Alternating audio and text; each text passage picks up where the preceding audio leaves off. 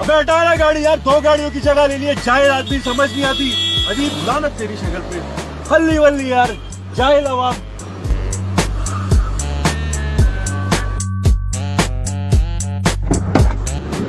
अजी बीच रोड पे गाड़ी लगा देते, जाहिल के बच्चे, इनके बाप का रोड है।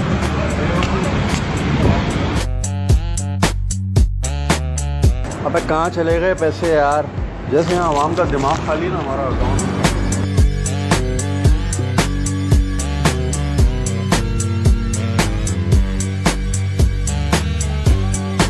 ये देख यार, पढ़े लिखे लोग हैं और हरकतें देखो, कचरा फैलाया हुआ। जाहिल आवाम है, जाहिल। उठा दे यार ये कचरा, इनका किया हम करते हैं साफ।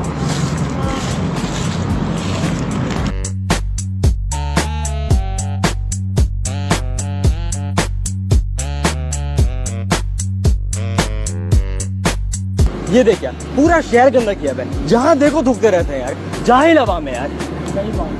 तू क्यों रुका हुआ है? अबे सिग्नल रेड है ना। अबे चल यार, कोई नहीं देखता, चल यार। चले क्या? हाँ चल।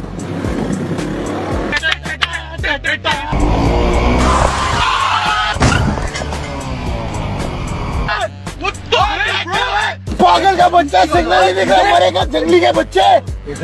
जाहिल अवाम,